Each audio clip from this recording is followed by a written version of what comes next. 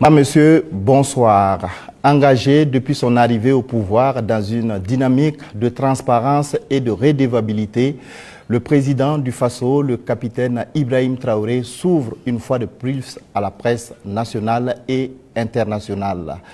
Ce soir, nous allons donc avoir l'opportunité d'interviewer le chef de l'État sur sa vision, les trajectoires de la révolution progressiste populaire, les actions posées au quotidien pour la souveraineté, la liberté et le développement du Burkina Faso. Bonsoir, Monsieur le Président. Bonsoir. Merci de nous faire l'honneur de nous recevoir ici au Palais de Koulouba à Ouagadougou donc pour cette grande interview. Alors, chers téléspectateurs, le format de cet entretien est particulier. Au total, 10 journalistes vont se succéder par vague de 2 pour poser leurs questions au chef de l'État. 5 domaines sont concernés par les échanges. Il s'agit de la sécurité et de la défense, de politique et société, de la diplomatie et de l'AES, de l'économie et du développement, et enfin donc de la géopolitique régionale et internationale. Chaque pool donc de journalistes aura entre 15 et 20 minutes pour échanger avec le chef de l'État. Mon rôle ce soir est celui de modérateur chargé de la police des débats.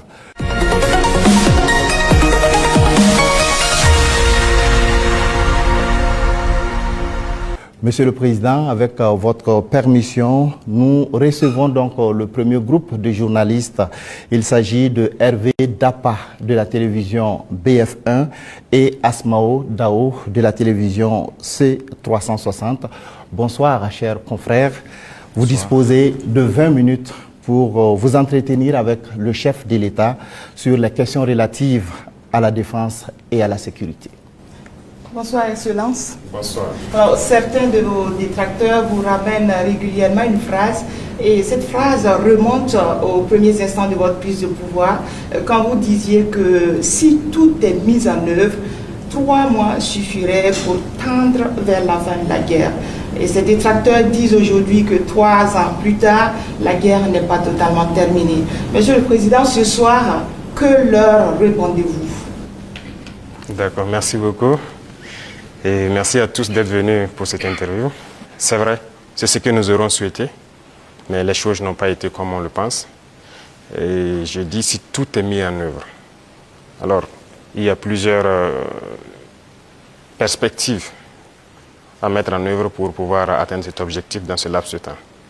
Mais tout n'a pas été mis en œuvre comme on le souhaitait. Primo, l'adversité. Alors, dès que nous sommes arrivés au pouvoir, nous aurions espéré qu'on nous laisse travailler très rapidement et pouvoir avancer. Malheureusement, certaines personnes nous ont approchés et ont voulu que nous allions dans leur sens parce que leur objectif n'était pas que la guerre finisse de sitôt. Je veux parler de certaines forces étrangères qui étaient présentes sur notre sol. On a eu des débats houleux avec des diplomates venus d'ailleurs sur la question, mais personne ne voulait qu'on aille dans le sens de finir cette guerre. Nous l'avons compris à travers les messages. S'il arrivait que des gens viennent jusqu'à nous dire qu'il faut qu'on accepte qu'ils soutiennent les terroristes et nous soutenir également, ça veut dire ce que ça veut dire, c'est une guerre entretenue. Donc nous avons très vite compris, on s'est débarrassé de toutes les forces qui étaient présentes ici, que ce soit les forces françaises, les forces américaines, et nous avons compris que la lutte sera âpre. La deuxième chose aussi était nous croyions que nous avions quand même un minimum d'armes et de munitions en stock. Aujourd'hui, je peux vous dire ce que j'ai trouvé par exemple en stock. Il y avait en tout et pour tout au Burkina Faso moins de 100 000 cartouches de Kalachnikov. Et les armes, nous avions à peine une centaine. Comment est-ce qu'on pouvait faire la guerre? Il fallait se rééquiper, redoter l'armée en effectifs, en armement et tout. Ce qui a fait que l'objectif de 3 mois, si ces conditions préalables étaient réunies, c'était bien possible. Mais il n'y avait rien. On n'était pas préparé à la guerre, tant sur le plan équipement que sur le plan effectif. Justement, Monsieur le Président, vous venez de le dire, hein, quand vous prenez le pouvoir, si on veut caricaturer, il y avait plus d'hommes que de munitions dans l'armée burkinabé. Et aujourd'hui, où en est-on avec le programme d'armement de cette armée-là? Et puis, quels sont les signes qu'elle est en train progressivement de monter en puissance? Très bien, je l'ai dit, je ne peux pas dépeindre toute la situation qu'il y avait, c'était catastrophique. Et comme je l'ai dit, vous pourrez enquêter. Il y a peut-être même dans cette salle des militaires qui étaient sur le front, sans armes. Ça existait dans notre armée. Donc ce sont des situations, on croyait que c'était juste, je ne dirais pas de la mauvaise foi, mais une situation incompréhensible. Pour nous, il y avait les armes et on refusait de doter. Mais quand on a été face à la réalité, très vite, on s'est résolu à chercher d'abord à armer l'effectif qui était là. Et là, ça a été la croix et la bannière. Parce que beaucoup de puissances ont refusé de nous vendre les armes. Et donc, on s'est tourné vers ceux qui avaient envie de nous vendre les armes. Très vite, on s'est équipé. On a recruté les VDP. On a pu payer tout ce qu'on voulait. Le processus, nous avons fait un plan d'équipement pour une montée en puissance. Et comme vous le constatez depuis maintenant 2 ans, les équipements commencent à rentrer. C'est toujours pas fini. Et ça continue de venir. Peut-être que dans quelques jours, vous verrez encore de nouveaux équipements qui seront présentés, qui sont principalement des équipements d'appui. Parce que d'abord, l'infanterie, il fallait l'équiper pour que chaque homme puisse avoir une arme en dotation. Ça, c'était un gros défi. Nous y sommes. On continue de recruter, comme vous le constatez. Chaque année, c'est entre 10 000 et 15 000 hommes qu'on recrute. Ça, c'est un effort considérable. Parce que, quoi qu'on dise, l'adversité est là. Et le volume de terroristes augmente parce que les impérialistes recrutent beaucoup de mercenaires qui viennent au Burkina Faso pour combattre. Donc il faut qu'on s'adapte à la situation. Et maintenant, nous avons notre 3e phase qui n'est plus d'acheter, mais de fabriquer nous-mêmes. Et nous sommes aussi là-dedans. Donc c'est ça la montée en puissance. Il faut bien s'équiper, mais aussi créer une industrie de défense. Ça, c'est très important. Dans quelques mois, bien quelques années, on aura ici, nos militaires vont utiliser des armes made in Burkina. Bien sûr. Nous avons la capacité intellectuelle, il y a de la ressource. Il suffisait juste de chercher et voilà. Nous sommes là-dessus. Vous serez surpris sûrement. Alors, Monsieur le Président, cette guerre, est-ce que nous pouvons la gagner? Est-ce que nous allons la gagner? Nous ne pouvons que la gagner. Qu'est-ce qu'on ferait? Soyez sûrs, nous n'irons nulle part et nous allons gagner cette guerre. Je vous ai dit que la menace mue beaucoup, mais nous nous adaptons. Et la force de l'armée burkinabé, c'est que c'est l'une des armées les plus résilientes au monde. La pression que le Burkina Faso a, et je ne pense pas que sur cette terre actuellement, il y a un pays qui a cette pression. Mais nous tenons, nos hommes se battent et nous nous adaptons constamment à la menace. Et nous comprenons d'où vient la menace, comment ça se manifeste, c'est ça le plus important. Et actuellement, je peux vous rassurer que bientôt, nous parlerons d'un albinos noir qui va apparaître. Et vous verrez. Ne me demandez pas de quoi il s'agit. Je pense que vous comprendrez plus tard. La guerre va finir et très vite. Justement, pour gagner cette guerre, vous venez de le dire, il faut des armes et il faut aussi des hommes. Et surtout des hommes déterminés. La détermination, vous le savez, c'est le game changer majeur. C'est ça qui fait la différence dans toute guerre. En ce moment, au moment où on parle, quel est exactement le moral de nos troupes sur le terrain? Vous avez très bien touché le cœur du problème, la ressource humaine, les hommes déterminés. Il ne s'agit pas juste de payer de l'équipement, il faut des hommes déterminés. Et si vous remarquez, nous sommes en train de construire une armée de qualité. Et il n'est pas rare que souvent, lorsque nous jugeons qu'un chef d'élément ou bien une unité a failli à sa mission, qu'on les radie et qu'on les poursuive. C'est arrivé plusieurs fois et ça continuera comme ça. Si vous êtes engagé pour être militaire, vous devez accomplir la mission parce que la mission est sacrée pour nous. Et l'autre chose, c'est que malgré la pression, malgré les défis, les hommes continuent de se battre et ils sont très résilients. Si aujourd'hui vous attrapez un soldat burkinabé et le demandez, est-ce que vous voulez que d'autres personnes viennent se battre à votre place ou viennent vous aider, ils vous diront jamais, ils préfèrent mourir. C'est à ce niveau que vous jugez leur morale. Ils sont prêts, toujours prêts, malgré la situation. Peu importe la bataille qu'on perdra, on va toujours maintenir le terrain. C'est ça qui est très important dans le mental des soldats. Donc, le moral est au top. Les gens n'espéraient pas être à ce niveau d'équipement, ils y sont. Donc, ils se donnent à fond. Et moi, je ne peux que féliciter et remercier tous ceux qui se battent. C'est très important. Alors, Monsieur le Président, dans votre argumentaire, vous parlez d'une guerre qui prend différentes formes, qui mue. On se demande, on se pose toujours cette question 10 ans après, qui attaque le Burkina Faso? Ce n'est pas du terrorisme seulement. C'est une guerre pour s'accaparer de nos richesses et nous empêcher de nous développer. Je l'ai une fois développé lors d'un discours, je pense.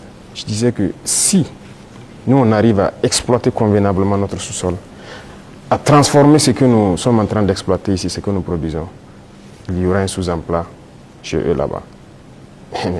C'est une bataille. Ils pillent nos richesses pour pouvoir survivre. Donc c'est une guerre d'indépendance. Il faut que nous menons cette guerre pour être totalement indépendants, décider de notre développement, de notre trajectoire. Donc c'est de ça qu'il s'agit actuellement. Monsieur le Président, vous venez de le dire, on parle de sécurité et de défense du Burkina Faso. Venons-en à votre sécurité personnelle. Vous venez de l'évoquer il y a un instant, la pression est énorme, elle est grande, le danger vient de partout. Monsieur le Président, rien qu'en 2025, il y a eu plusieurs tentatives de coup d'État qui ont été déjouées. Monsieur le Président, est-ce qu'il vous arrive parfois d'avoir peur? Merci, je pense que c'est la seule force que j'ai. Je n'ai pas peur. Parce que j'ai confiance en vous tous. Ça, c'est la première chose. Il faut avoir confiance au peuple. Parce que c'est le peuple qui nous a confié cette mission. Et j'ai confiance au peuple, qu'ils comprendront. Et voilà pourquoi on n'hésite pas aussi à être devant le peuple, pour leur expliquer la situation et leur dire ce qu'il y a. Et ça permet de garder une très bonne relation. Ça, c'est la première des choses. La deuxième chose, comme je l'ai dit, il y a une mentalité qu'il fallait développer au sein même de nos forces. Ça, c'est très important. Actuellement, cette mentalité-là, les gens comprennent pourquoi ils se battent. Vous prenez, il y a quelques années de cela, plusieurs officiers sur le terrain ne savent pas pourquoi ils se battent. Mais si nous savons pourquoi nous nous battons, qui nous avons en face et pourquoi il y a cette pression, les gens comprennent mieux. Et voilà pourquoi nous avons même créé tout de suite l'Institut, l'école supérieure militaire, pour que nous puissions former nous-mêmes nos militaires et les mettre ce que nous voulons dans la tête. Retenez une chose, si vous laissez vos forces être formées par d'autres puissances, ils les mettent dans leur tête ce qu'ils veulent. Ils les endoctrinent comme ils le veulent et c'est plus facile de les manipuler. Mais ici au Burkina actuellement, c'est ce qui fait mal d'ailleurs à beaucoup de puissances impérialistes. Ils n'arrivent pas à pénétrer notre armée. Tous ces bataillons qui ont été créés, tous ces hommes qui sont là, personne n'est venu d'ailleurs les former. Nous sommes bâtis sur notre expérience terrain et nous les avons formés. J'ai personnellement participé à des entraînements de certaines forces au tout début. Donc ça c'est déjà une deuxième force. Et l'autre force est que si vous avez une mission, un objectif pour votre pays, vous ne devez pas avoir peur. Si vous avez peur, vous hésitez. Si vous hésitez, vous compromettez. Et une fois que la compromission est là, vous êtes foutu.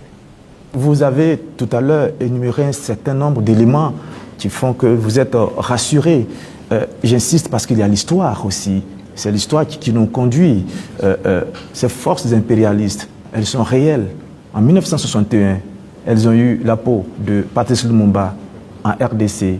En 1972, elles ont eu la peau de Kwame Nkrumah d'une autre manière. Et puis en 1987, elles ont eu la peau de Thomas Sankara, toujours avec des ennemis internes et parfois avec la complicité de certains voisins. Vous savez ce qu'on dit, Monsieur le Président, le premier devoir d'un révolutionnaire, c'est de rester en vie pour continuer le combat.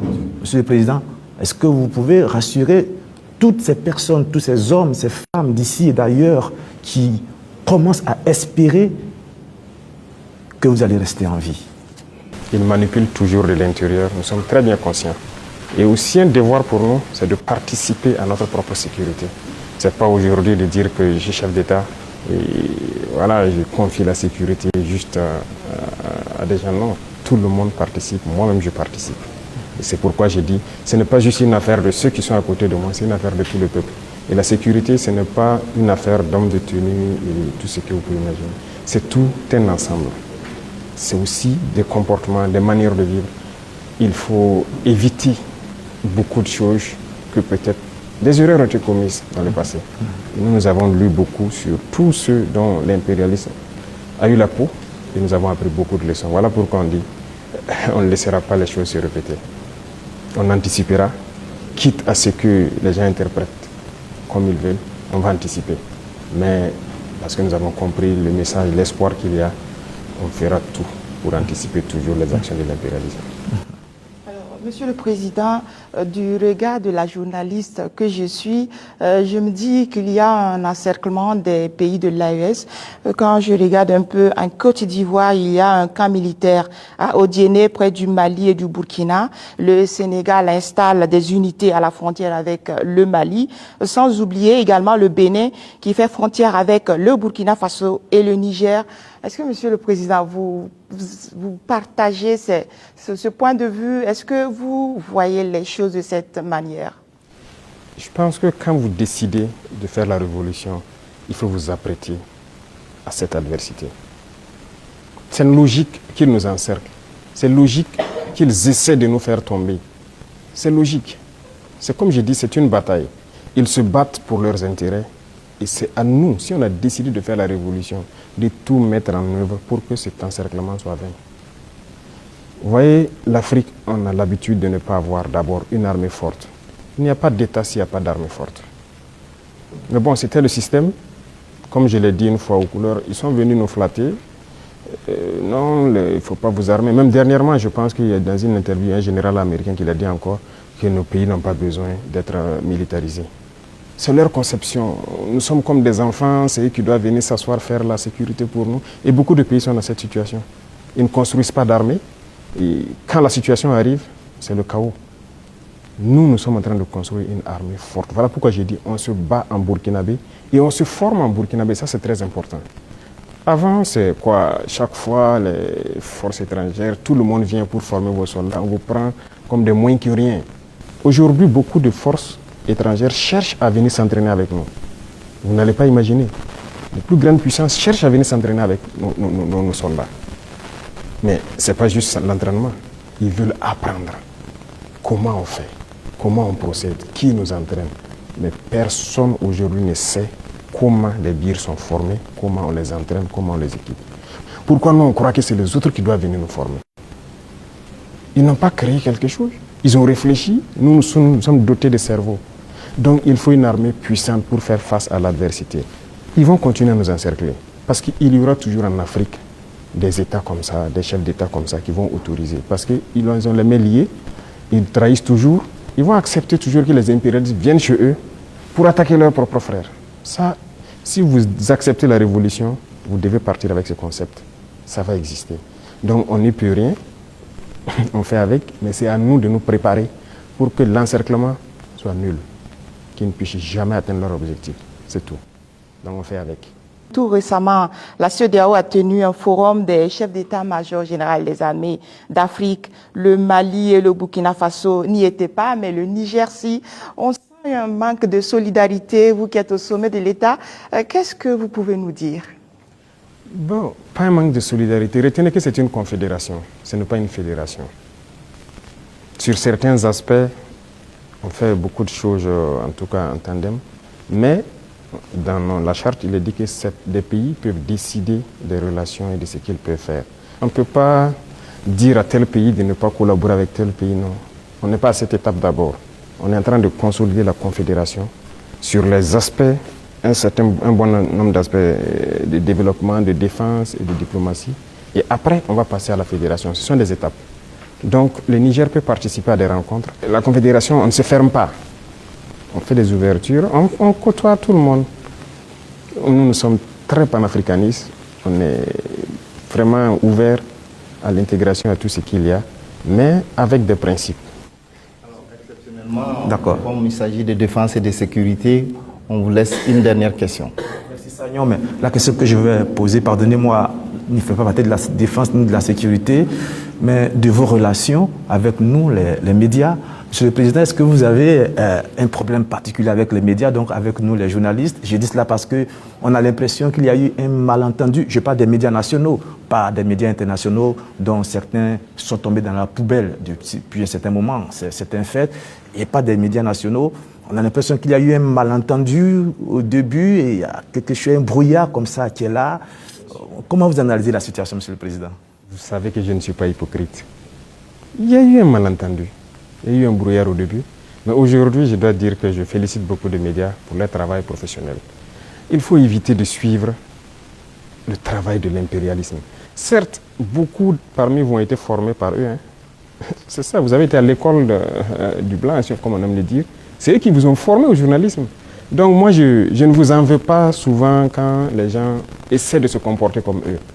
Mais je parle pour que les gens prennent conscience qu'il s'agit de notre patrie. Regardez ce matin, par exemple, lisez les titres des journaux en France. Ils vous diront peut-être il y a une mobilisation pour mettre la pression sur le Premier ministre. Il y a ici. Ils ne vous diront pas qu'il y a eu une marche contre le pouvoir ou quelque chose. Mais si c'était au Burkina, vous direz qu'il y a une marche contre le pouvoir. Vous comprenez? Les Français nous appelaient, ils continuent de nous appeler putschistes, juntes et quoi. C'est du français. Mais des journalistes nous appelaient aussi putschistes, juntes ici. Pourquoi suivre les yeux fermés? C'est de l'esclavage toujours. Moi, je veux qu'on quitte cela. Chaque État doit se battre pour ses intérêts. Les journalistes se battent pour leurs intérêts. Pourquoi nous, on ne doit pas se battre pour nos intérêts en Afrique? Donc c'est ça, ce n'est pas uniquement les journalistes. J'en viens à certains intellectuels qui sont sur des plateaux de télé en Afrique aussi. Quand ils prennent la parole, vous posez des questions, mais est-ce qu'il est africain? Ou bien génétiquement, il n'est pas là, quoi. Il n'est pas avec nous. C'est une réalité. Un retard. Oui, il faut se décoloniser les mentalités, les manières de faire. Chacun doit se battre pour sa patrie. Vous pouvez avoir une information qui est peut-être vraie et juste, mais vous décidez de ne pas sortir l'information. Parce que ça peut porter préjudice à la défense nationale, à la sécurité, à la cohésion, et ainsi de suite. Ça, c'est une décision souveraine, parce que vous voulez préserver votre pays. Mais on ne dit pas seulement dès qu'il y a une information, il faut la sortir. Non, ce n'est pas comme ça. Et très souvent, les journalistes, comme on aime le dire, le train qui vient à l'heure, ça ne les intéresse pas. C'est le train qui est en retard. Vous le savez, Monsieur le Président, donc vous nous comprenez de temps en temps. Ah oui, mais il faut éviter ça. Moi, je veux maintenant que vous vous intéressez au train qui vient à l'heure. D'accord. Je voudrais vous laisser avec une phrase qui est la devise d'un grand club européen. C'est celle-là: notre maillot peut être tacheté de sang, de boue et de sueur, mais jamais de honte. C'est tout ce que je vous souhaite, Monsieur le Président. Merci beaucoup. Merci grandement. Nous abordons donc le volet politique et société de cet entretien et nous recevons pour cela Mathieu Somda de Radio Burkina et Colette Kombari de la télévision Impact TV.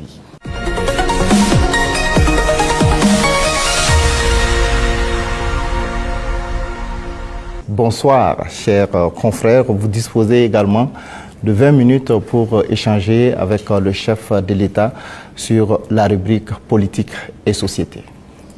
Excellence, Monsieur le Président, 30 septembre 2022, 30 septembre 2025, bientôt 3 ans de gestion du pouvoir d'État.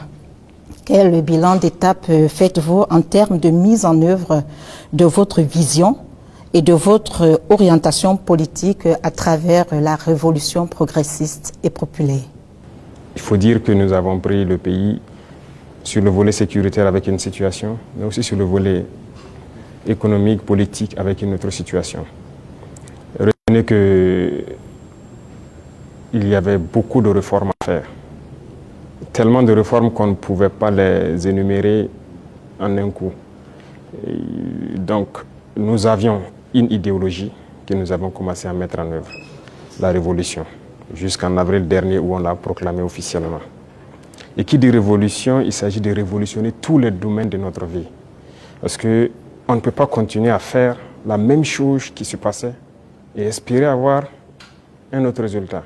Si nous étions dans la continuité, je pense que c'est mieux qu'on laissait les politiciens continuer leurs choses, mais nous avons voulu rompre. Et la rupture nécessite beaucoup d'engagement. Dieu merci, le peuple a compris, les gens ont compris qu'il fallait rompre. Que ce soit en termes de comportement, de pratique, que ce soit en termes de gouvernance, que ce soit en termes d'économie, de commerce et tout ce qui va avec. Et tous les jours, je peux vous dire qu'on continue de découvrir. Parce que le système qui était en place, et moi j'aime caricaturer pour dire que c'est comme un gros nœud que nous avons trouvé. Quand vous défaites un autre apparaît. Quand vous défaites un autre apparaît. Donc il y avait beaucoup de maux dans notre société que nous sommes actuellement en train de résoudre. Et Dieu merci, je peux dire que plusieurs choses ont été lancées. Et le bilan, pour moi en tout cas, c'est satisfaisant, même si je pense qu'on peut faire encore plus d'efforts. Voilà. Et si vous souhaitez, domaine par domaine, vous pourrez me poser des questions, parce qu'il y a beaucoup de choses qui ont été entamées. Excellence, la révolution populaire progressiste, il y a eu des explications certes, mais des Burkinabés veulent davantage comprendre quel est le contenu de cette révolution. Le contenu exact, comme je l'ai dit une fois, je ne le dirai pas. Si vous permettez à tout le monde de connaître les détails de ce que vous voulez faire, on peut anticiper sur votre action. Mais nous avons dépeint voilà, les gros points pour que les gens puissent comprendre où nous allons. Alors, si vous remarquez, dans le modèle même de gouvernance, la lutte contre la corruption et la bonne gouvernance, il y a d'abord l'exemple que les gouvernants doivent donner. Et comme je dis, vous ne pouvez pas être là, une catégorie de Burkinabés, parce qu'on vous a confié des postes. Vous, c'est le choix entre les bons whisky et les bons champagnes, pendant que des femmes meurent en allant chercher l'eau à la rivière, elles se noient ou quelque chose, ce n'est pas possible. Donc il y a cette idéologie-là qu'il faut avoir pour pouvoir avoir une société de justice. Tout le monde doit pouvoir avoir accès, par exemple, à l'eau potable. Vous ne pouvez pas, vous, manger comme vous voulez, faire le choix des repas et jeter ce que vous voulez à la poubelle, pendant que d'autres ne peuvent pas avoir un seul repas. C'est ce qui nous a amené à lancer des initiatives dans l'agriculture, par exemple. Parce que notre population est en majorité agricole. Mais pendant longtemps, on se rend compte qu'ils sont délaissés. Ce n'est pas nos terres qui sont pauvres, ce n'est pas qu'ils n'ont pas la capacité de travailler. Mais il fallait leur donner aussi ce souffle-là, ce qui nous a amené à créer des initiatives. Aujourd'hui, je pense que le plus important pour moi, lorsque vous rentrez dans les campagnes et que vous posez des questions aux cultivateurs, ils peuvent vous dire que franchement, voilà, ils se sentent bien maintenant. Ils cultivent, il a de quoi se nourrir, et le surplus, il le revend. Généralement à la Sonagès qui paye, qui fait un stock de sécurité. Et lorsque dans certaines zones ou dans certaines périodes, il y a des soucis, ils le ressortent, ils le vendent à prix bien subventionné, accessible de tous. Donc ça, c'est très important. L'idéologie de révolutionner beaucoup de domaines, quand on prend le domaine même des finances publiques, alors on est en train de digitaliser beaucoup de paramètres, avec beaucoup de difficultés, parce que les gens n'aiment pas ça. Bientôt, par exemple, on va lancer la facture électronique. Déjà, quand on a émis l'idée, mais beaucoup de grands opérateurs sont opposés à cela. Pourquoi ils ne veulent pas la transparence? Parce qu'on a habitué les gens à la tricherie, à voler. C'est comme une norme. C'est ce qui était installé, donc il faut changer tout ça. Sur le plan des infrastructures et beaucoup de choses, le domaine des marchés publics et tout ce qui va, c'était d'ailleurs le domaine le plus corrompu. Voilà, vous êtes un entrepreneur, vous venez nous voir, on vous donne le marché, vous surfacturez, et après on se donne quelque chose à l'arrière. C'est ça la règle d'or. Et donc quand quelqu'un même vient avec cette idée, vous êtes exclu d'office. On ne vous permet pas. Et si on laissait continuer dans cela, je ne pense pas qu'on puisse s'en sortir. On ne pourrait pas payer des armes, parce que, comme je l'ai dit, si vous ne faites pas des économies d'échelle, vous ne pouvez pas vous équiper. Vous ne trouverez pas une seule banque dans le monde où vous partirez prendre un prêt pour payer des armes. Ça n'existe pas. C'est avec vos fonds propres que vous pouvez vous équiper. En tout cas, nous, on n'a pas eu cette occasion. Et si quelqu'un en connaît, peut-être qu'on est preneur. Et tout ce qu'on est en train d'acquérir, je vous ai dit une fois le montant, ce sont des milliards de dollars. Hein. Comment on fait? Où on a puisé l'argent? Mais cet argent était là. Il fallait assainir le domaine des finances, le commerce et tout ce qui va avec. Et le fonctionnement de nos sociétés d'État, vous avez pu remarquer cette année les résultats de 2024 qui sont au-delà. 2025 est encore meilleur que 2024. Je prends le domaine des hydrocarbures où dès 2023, nous avons fait d'énormes progrès. Avant, c'était des subventions de l'État. Ça veut dire qu'on collectait encore des impôts pour subventionner la société, pour payer le surplus, le manque à gagner et tout ça. Mais maintenant, la société n'est plus dans cette situation. On a épongé toutes les dettes de la société et elle commence à faire des marches. Mais c'est parce qu'il y avait la corruption dans le milieu. Donc il y a tellement de situations, je ne peux pas tout citer. Et donc il faut révolutionner ce domaine aussi par la digitalisation et tout ce qui va avec. L'administration en gros, tout est en train d'être digitalisé pour que les gens n'aient plus accès à l'argent liquide qui circule et que les choses soient transparentes. Vous qui demandez le service, vous savez à quoi ça correspond et vous savez où votre argent part. Les infrastructures, vous êtes témoins aussi, qui sont vraiment un problème crucial. On est en train de révolutionner tout. Donc c'est l'esprit comme ça, de changer de paradigme, faire ce qu'on n'avait pas l'habitude de faire. Donc comprenez ça par cette phrase. Excellence, Monsieur le Président, on est entré dans la révolution progressiste et on y va. mais il y a cette tranche de la population, le politique, qui œuvrait avant. Quelle peut être la place donc de ce politique actuellement dans cette révolution? Je ne vais pas être hypocrite encore. Si c'est cette mentalité politique, ils n'ont pas de place dans la révolution. C'est opposé. Regardez comment le Burkinabé était. Puisque pendant 27 ans, plus de 27 ans de règne de Blaise et même le pouvoir du MPP, ça continue dans la même politique. Et cette politique, notre génération est née dedans. Donc on est né et les gens ont grandi avec une mentalité. Si tu ne connais pas quelqu'un, tu ne peux pas avoir accès à certains services. Ce qu'on appelle les deals. Tout le monde a évolué avec cet esprit de deal, de corruption, de tout. C'est dangereux. Mais c'est la politique qui a mené ça. Parce qu'il y a des entrepreneurs politiques, vous avez entendu parler de ça. Les jeunes qui se lèvent parce qu'ils savent parler, ils savent flatter. Et c'était quoi la politique? C'est quoi la politique en Afrique? Il faut dire la vérité. Quelqu'un qui a l'art de mentir, de tromper, de flatter. Vous voyez tous les vices. Si vous regroupez tous les vices, vous êtes un bon politicien. C'est la réalité. Nous, au village, quand on voit quelqu'un qui est un trompeur, il ne dit pas la vérité, on dit, lui, là, c'est un politicien. C'est comme ça on disait. Donc, il faut que cette mentalité change. Beaucoup ont changé. Beaucoup ont compris, ont changé et marchent avec nous. Maintenant, ceux qui veulent rester dans leur radicalisme politique ancienne, là, ils n'ont pas de place. Ça, on ne va pas se mentir. Sinon, qui ne faisait pas la politique au Burkina? Mais c'est le même peuple. Mais c'est parce qu'on a parlé, ils ont compris, et par les actions, ils voient, ils ont compris, que les gens commencent à changer de mentalité. Et nous voulons changer définitivement les mentalités pour que personne ne pense qu'il faut d'abord appartenir à tel parti pour bénéficier d'une route, il faut appartenir à tel parti pour avoir un forage. Non. Tout le monde au Burkina doit bénéficier des bienfaits de la nature du Burkina et du travail du gouvernement. Donc la politique, moi je disais que la manière de la faire, ça divise. Et ça donne des avantages particuliers à un groupe et l'autre groupe n'a pas d'avantage. Donc non, il faut qu'on arrête ça. Donc beaucoup ont changé, beaucoup. Il y en a qui sont dans des postes de responsabilité. On nous interpelle même que non, lui là, il a milité dans tel parti. Je dis aux gens, non, on n'est pas là pour diviser. On est là pour unir. Tant que la personne a compris et veut faire le travail comme on le veut, on le met. Comme il y en a aussi qu'on a responsabilisé à des postes, et 2 mois, 3 mois, vous avez vu qu'on les a cherchés. Parce que s'il vient et qu'il continue de vouloir faire la même chose qu'il faisait, on va te chercher et on va te punir. Donc c'est un changement de mentalité que nous voulons. Tous ceux qui changeront de mentalité sont les bienvenus dans le bateau. Mais si vous voulez continuer à fonctionner comme la politique ancienne, vous n'avez pas de place dans la révolution. Excellence, vous l'avez dit plusieurs fois, il faut de l'ordre et de la discipline pour le développement du Faso. Le recyclage des jeunes a déjà commencé. Comment enrôler les autres couches de la société?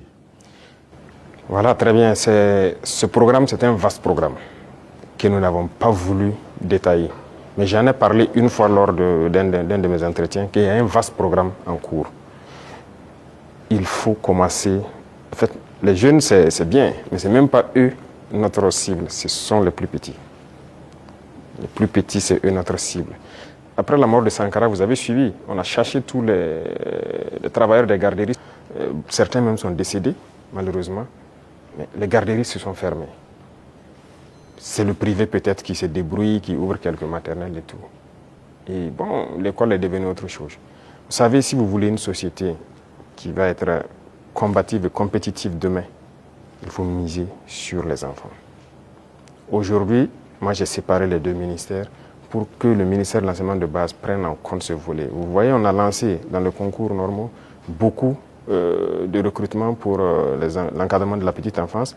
Mais on vient de lancer encore de manière exceptionnelle ceux qui ont déjà été formés, qu'on veut recruter pour que cette année, on commence un certain programme. C'est eux la cible. Et on va y arriver. Nous avons un programme pour qu'on puisse commencer une certaine éducation patriotique, civique au niveau des plus petits. Et une fois que c'est ancré là-bas, nous avons de bons citoyens demain. La jeunesse aussi, on le fait avec. Les bacheliers, on les a fait rentrer en immersion. Ils avaient peur au début, mais je pense qu'ils ont compris beaucoup de choses. Ils doivent être plus solidaires, humbles. Ils doivent comprendre le Burkina. Parce que quelqu'un qui est né, excusez-moi, à Ouaga 2000 ici, qui est dans... Voilà, il dort dans le lit qu'il veut, il se plaint même que le matelas n'est pas bien. Le matin, il a le choix du petit déjeuner, ce qu'il veut. À l'immersion, il dort par terre, sur la natte. Il comprendra qu'il y a d'autres Burkinabés qui dorment par terre. À l'immersion, il n'a pas le choix du petit déjeuner. S'il y en a, il y en a. S'il n'y en a pas, il mange ce que les autres mangent. Déjà, dans sa tête, il comprend qu'il y a deux faces du Burkina Faso. Et j'ai dit à l'immersion de les priver. Il y a des jours où ils auront 2 repas, des jours 1 repas et des jours sans repas. J'espère qu'ils l'ont fait. C'est pour qu'ils comprennent la vie. On est jeune, mais si on a atteint cet âge et qu'on n'a pas compris qu'il y a plusieurs types de Burkinabés, c'est dangereux. Il faut que les jeunes comprennent qu'il y en a qui n'arrivent même pas à s'offrir un repas. Et quand lui va dormir avec la faim, toute une journée il n'a pas mangé, vous croyez que si demain on le confie une responsabilité, il va toujours avoir en tête, ah, si moi je dilapide l'argent et qu'il y en a qui n'ont pas à manger, c'est la conscience qui va le gronder. Donc ce sont des épreuves qu'on les fait faire.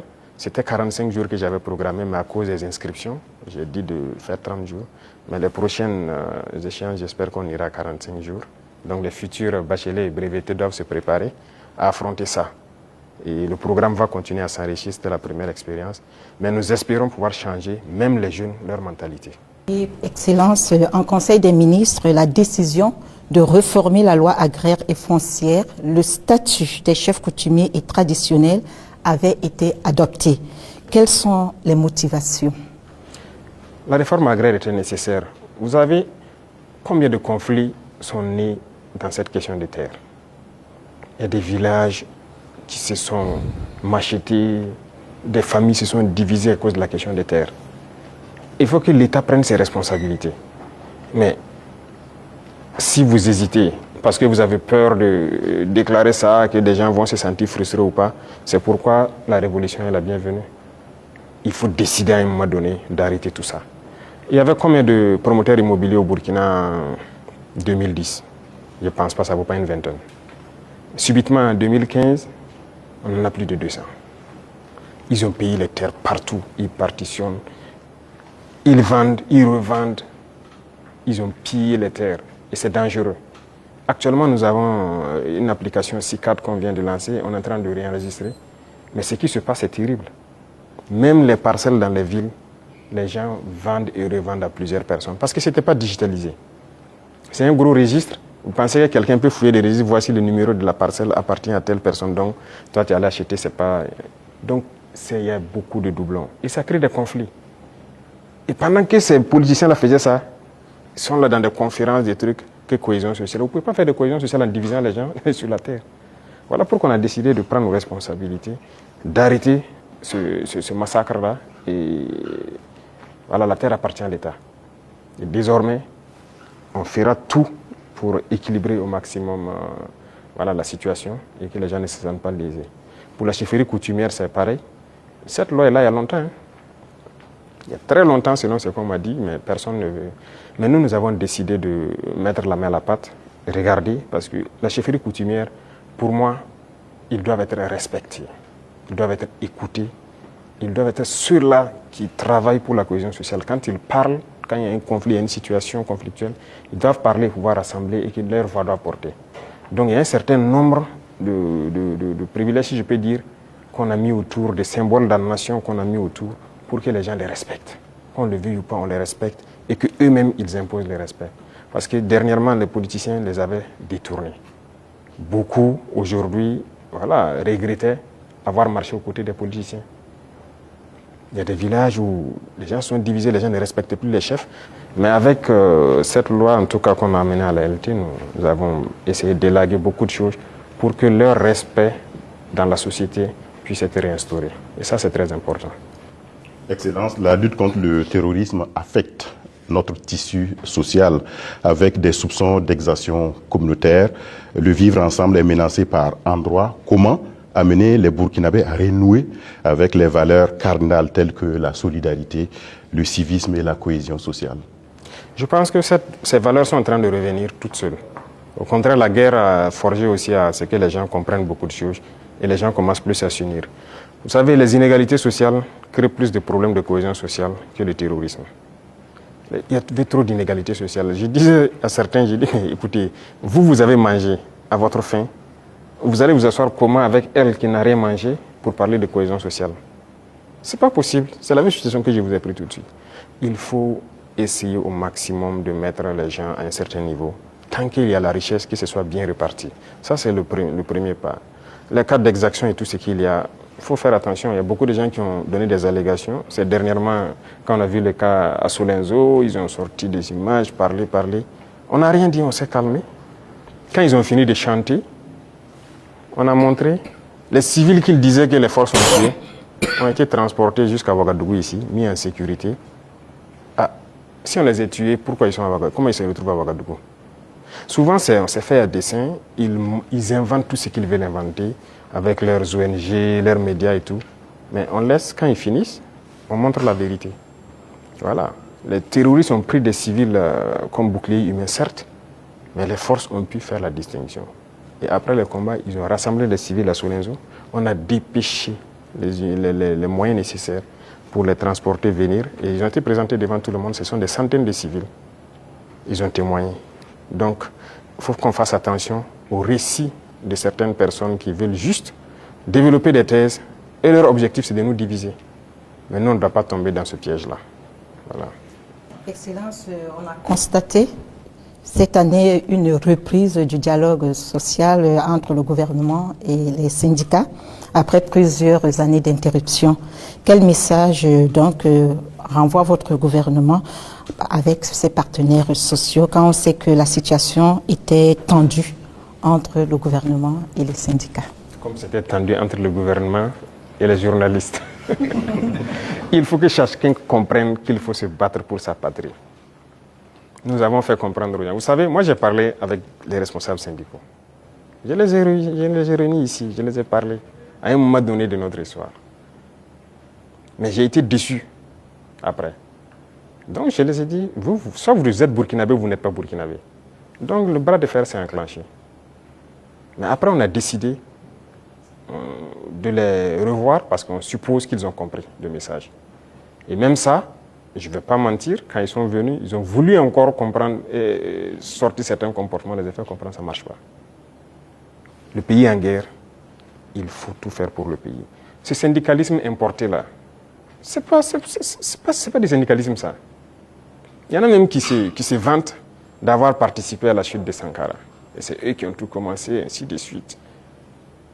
Vous croyez que c'est bien ça? Les Occidentaux vous manipulent et vous continuez à agir comme eux ils veulent. Ça, ce n'est pas du syndicalisme. Un syndicaliste se bat pour les intérêts des travailleurs. Mais la plupart du temps, ce que les responsables même veulent, c'est venir manger avec le pouvoir. Et les gens se taisent. Non. Écoutez, nous, on a beaucoup de dossiers sur beaucoup de pays, pas seulement les syndicalistes. Hein. Dans la société, on a beaucoup de dossiers. Les gens qui nous ont approchés au début, qui ont voulu des avantages, qui ont voulu quoi qu'on a refusé, qui s'y retournent, qui sortent, qui parlent. On a leur dossier.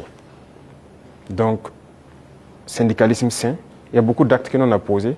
On n'a pas attendu que les gens sortent dans la rue pour marcher, pour le poser. Quand j'ai parlé des travailleurs des garderies, là, ce n'est pas quelqu'un qui est venu nous dire qu'il y a des travailleurs qui avaient été cherchés, il faut les remettre dans leurs droits. On a vu un dossier et qu'on a trouvé qu'il faut les remettre dans leurs droits. On a dit au ministre des Finances, trouve l'argent nécessaire pour régler. Les gens de la mairie, des gens de la brigade verte, là, ceux qui travaillent, mais ils avaient combien de mois d'arriérés? C'est pour ces intérêts-là, ces gens-là qui n'ont pas de travail, pour que les gens ne se battaient pas pour ça avant. On n'est pas venu vers nous pour nous dire. Moi, les femmes balaient devant chez moi, c'est un de mes hommes qui est sorti une fois, ils ont dit, ah, ça fait des mois, ainsi de suite, leur travail. Je me suis renseigné, on m'a dit, c'est vrai. J'ai dit de les payer. Il faut rattraper tout ce qu'ils ont raté. Il y en a qui avaient des dizaines de mois d'arriérés de salaire. On a sorti le dossier et on a décidé de rattraper tout ça. Donc, il faut qu'on fasse du syndicalisme sain. S'il y a un problème, qu'on nous approche et qu'on nous explique. Si on peut résoudre, on vous dira on peut le faire. Si on ne peut pas, on vous dit bon, pour l'instant on ne peut pas, mais on pourra le faire dans tant de temps. Mais il y a un problème, on rassemble les médias, on parle comme on veut. Ah, j'espère qu'ils trouveront la solution avec vous. Sinon, si après ça, vous ne venez plus vers nous. Moi, je veux qu'on travaille en africain. Quand il y a un problème dans la maison, on s'assoit, on parle. Et nous, on se doit d'être véridique. Ce qu'on peut faire, on doit dire clairement, on peut faire ça.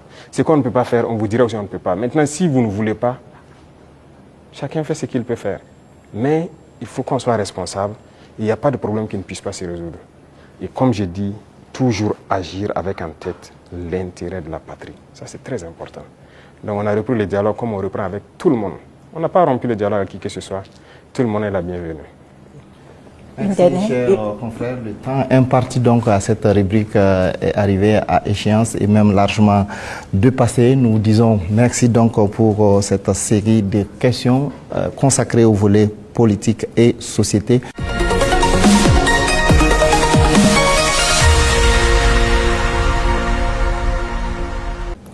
Monsieur le Président, les préoccupations relatives à l'économie et au développement sont portées par Soumaïla Rabo de Savane Média et Jean-Marie Toé des éditions Sidoya.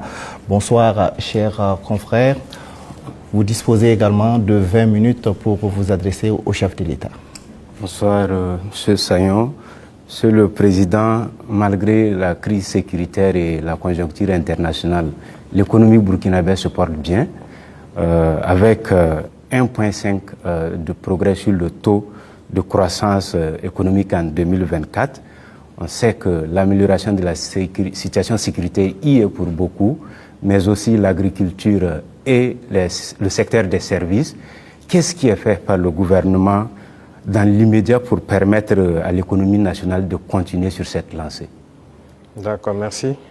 Je vois que ce sont des chiffres macroéconomiques. Et nous sommes au courant et on fait le point constamment avec le ministre des Finances. Il y a des efforts qui sont faits. C'est vrai qu'il y a des zones qui ont été sécurisées qui nous permettent de produire. Et donc la production agricole a beaucoup grimpé, ce qui permet une transformation au niveau des petites unités que nous avons, mais aussi de l'exportation pour les excédents de certains produits. Donc ça contribue beaucoup à la balance commerciale. Il y a aussi la question même de l'exploitation minière. Donc il y a un certain nombre de mines qui avaient arrêté l'exploitation, si vous vous souvenez, d'autres en 2020, d'autres en 2018 même, mais qui ont repris aussi. Et tout ça, ça contribue donc à cette croissance-là. Et nous poursuivons dans ce sens. Et actuellement, si vous voyez par exemple le secteur minier, la tendance du gouvernement, c'est d'exploiter notre or nous-mêmes. Donc il y a des mines qu'on vient de reprendre le contrôle, et on continuera à reprendre le contrôle petit à petit, ou à co-exploiter avec les sociétés qui sont déjà là. Parce que la règle, c'était quoi? Quelqu'un vient, il prend le permis, il l'exploite, 10% au gouvernement et le reste, c'est pour lui. Et d'ailleurs, 10%, on n'a pas de contrôle. Donc tout ça, actuellement, on est en train de reprendre le contrôle vraiment pour s'assurer qu'est-ce qu'il sort de notre sous-sol et prendre aussi une part importante.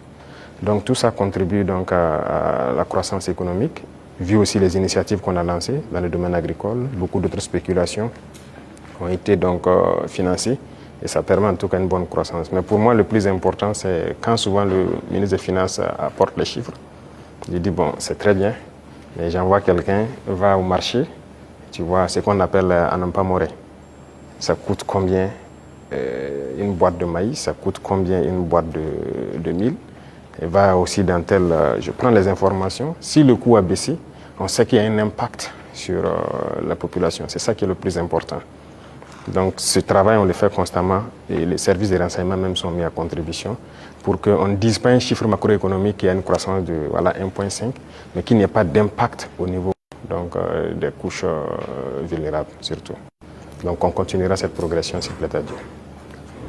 Monsieur le Président, si la volonté c'est de soulager davantage le panier de la ménagère et améliorer le pouvoir d'achat du consommateur, peut-être faut regarder du côté de la SONABI, la Société nationale burkinabé d'hydrocarbures, que vous avez trouvé déficitaire en fin 2022 et qui est aujourd'hui pratiquement surliquide parce que c'est la championne des sociétés d'État. C'est la moitié des bénéfices de 2024 réalisés par les sociétés d'État. Est-ce qu'il ne faut pas maintenant diminuer le prix du carburant? D'accord, merci. Je pense que c'est une question que les gens peuvent se poser.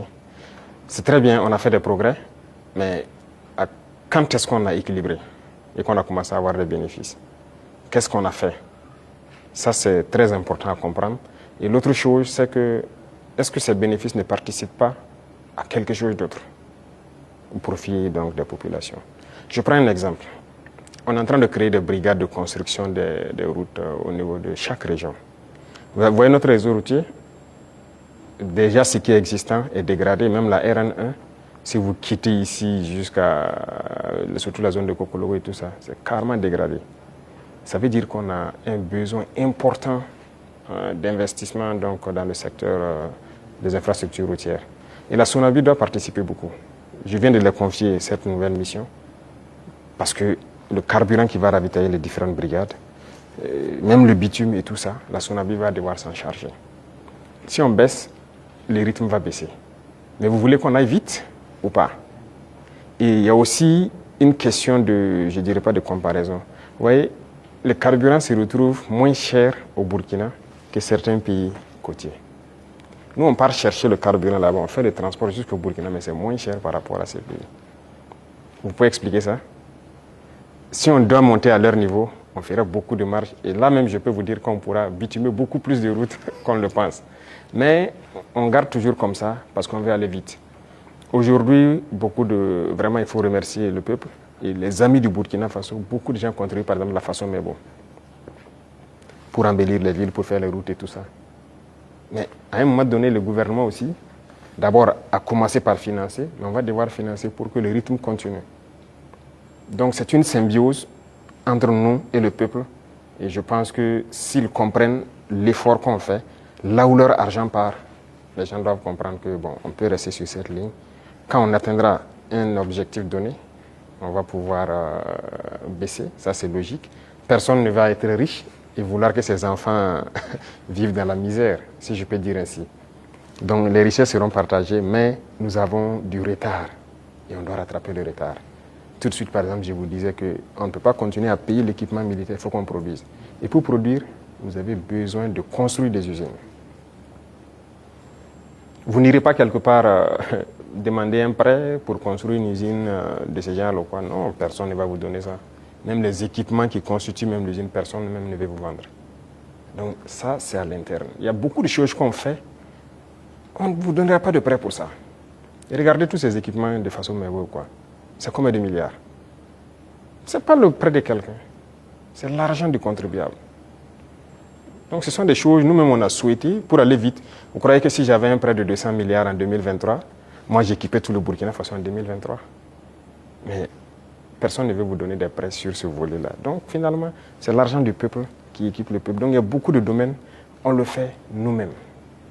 Et donc ça a besoin d'un minimum de sacrifice. Quand on va atteindre le niveau, ne soyez pas surpris. Dès qu'on se sentira que voilà, on peut le faire, on va le faire.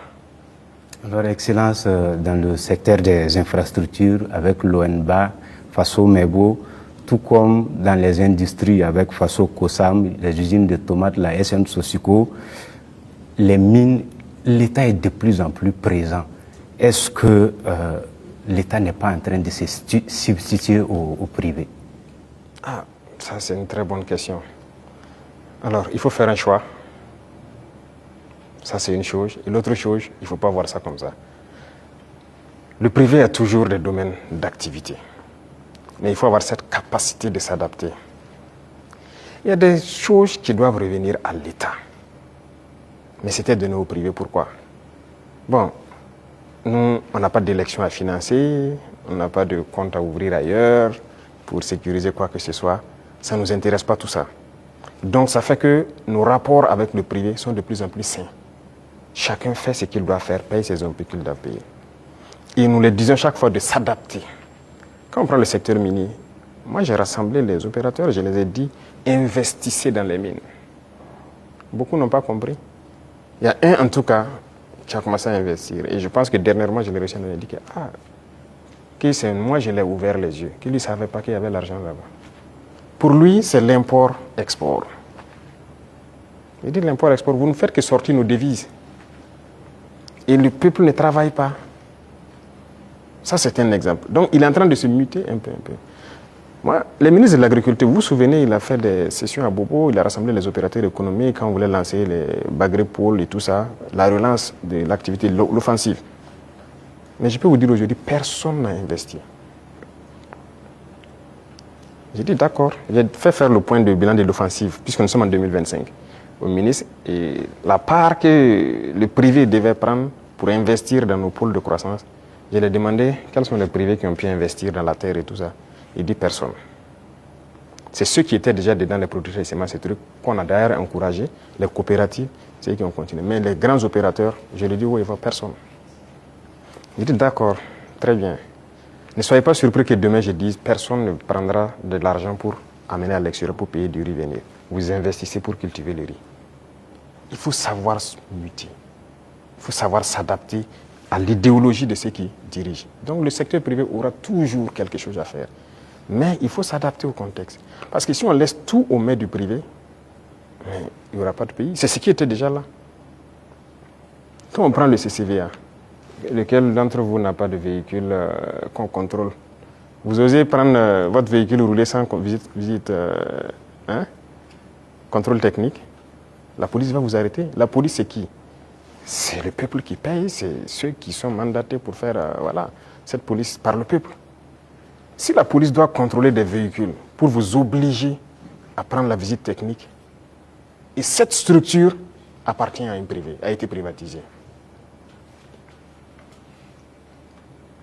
De l'argent, je dirais gratuit, privatisé. Vous trouvez ça normal? La Socico, c'était privatisé. Beaucoup de sociétés sont privatisées. Mais ça peut faire rentrer de l'argent pour l'État et que l'État doit travailler pour tout le monde. Si vous privatisez tout, on fait quoi? L'État gagne l'argent où? On ne veut pas construire notre pays? On veut rester comme ça, dans ce qu'on connaît là? Nous, on veut construire. On veut produire, on veut que tout le monde vive bien et en paix. On veut voir nos enfants dans d'autres types d'écoles. On veut que notre pays se développe. Et pour ça, l'État doit être responsable et prendre ses responsabilités dans certains domaines. Même le secteur des mines, on est en train de racheter. Les deux premiers mines qu'on a décidé de racheter, ce n'est pas qu'on a retiré, on a racheté. Et vous avez suivi, c'est près de 100 milliards. Mais c'est l'État qui a payé pour racheter ces mines. Et c'est nous exploitons maintenant. Et on fera comme ça. Même les parts que je dis qu'on va prendre, on va racheter des parts. Il faut que l'État soit fort. Si l'État n'est pas fort, vous n'avez pas de pays. Ça, il ne faut pas se leurrer. Le capitalisme ne peut qu'être sauvage. Si vous laissez le capitalisme se développer à un certain niveau, finalement, vous allez vous perdre. Vous, si vous faites une industrie tout de suite pour fabriquer je ne sais pas quoi, vous voulez faire du profit. Au début, vous pouvez mettre une usine qui emploie peut-être 500 personnes. Et au fur et à mesure, vous robotisez. Finalement, votre usine, vous n'avez que 10 personnes devant un ordinateur qui travaille. Les 490 sont au chômage. Nous, on est contre ce système. On régule aussi. Certes, digitalisé, mais une certaine robotisation, on est contre. Donc, on a une idéologie qu'on va dérouler au fur et à mesure, mais il faut que les gens s'adaptent à l'idéologie. C'est pour le bien-être de tout le monde. Sinon, on va se retrouver dans des situations très inconfortables. Voilà. Monsieur le Président, est-ce que ça veut dire que vous attaquez à l'économie de marché, qui est enseignée aujourd'hui en sciences économiques et avec lequel les systèmes, les jeunes économistes grandissent? Parce qu'aujourd'hui, l'État vend du yaourt à travers Faso Kosam. Vous avez annoncé les Fasoyards. On se demande quand vous allez ouvrir les premières boutiques. Tout ça, vous prenez progressivement la place du privé. On ne sait pas quand ça va s'arrêter. D'abord, j'ai dit au ministre de l'Enseignement supérieur de me changer. D'abord, la carte universitaire a changé, mais le curricula de changer tout. Pourquoi on doit forcément apprendre leur manière de faire l'économie? On n'est pas en mesure de créer. Est-ce que c'est Dieu qui est descendu, encore, comme j'aime le dire, créer, asseoir des gens, créer l'école? Ce sont des gens qui ont inventé, qui ont créé des concepts et qui ont créé l'école. Ce sont les êtres humains qui ont créé l'école. Donc, qui ont mis des programmes, ainsi de suite. Le programme aux États-Unis est différent du programme en France, différent du programme en Angleterre, ainsi de suite. Chacun a sa manière d'enseigner sa population pour atteindre le niveau qu'on souhaite. Donc, nous aussi, on va créer notre modèle. Justement, c'est ce qui nous met en retard. Malheureusement, notre modèle d'école n'est pas bien. On a pris pour les autres, adapté, et finalement, on forme quoi? Ok, on forme beaucoup d'économistes dans ce concept. Mais est-ce que ça marche? Est-ce que ça marche? Ok, nous, on est en train de changer de système. Est-ce qu'on fait des progrès ou pas? C'est là la question. C'est toute la question comme ça. Il a parlé de l'ONBA, de trucs. Il y a des barrages qui étaient endommagés depuis des décennies, ensablés ou quoi. Cette saison, l'eau est dedans. c'est par notre système qu'on arrivait à remettre en œuvre ces barrages-là. Les populations vont produire, pendant la saison pluvieuse, vont produire toute l'année et ils sont bien contents. Et ils ont de l'eau potable aussi à travers l'ONEA par ces barrages-là pour boire. Et on va continuer comme ça. Est-ce qu'on fait ça ou bien on s'assoit, on dit non, tout doit être pour le privé? Et d'abord, cette question de privé, il y a des gens qui avaient une mentalité rétrograde, encore politicienne. Et nous avons dit aux gens de changer. Vous avez bien suivi les sorties de certains ministres. Ok, on vous donne un chantier, vous prenez l'avance de démarrage et tout, et vous faites ce que vous voulez. On vous donne un chantier de bas-fond. Dans le contrat, vous devez finir en mai pour que les paysans puissent accéder au bas-fond et puis cultiver. Vous prenez votre avance et vous baladez, vous faites ce que vous voulez. En avril, on passe, on regarde, vous n'avez rien fait. Vous dites non, non, non, vous partez à votre rythme, c'est comme ça. On vous contraint, vous finissez le bas-fond.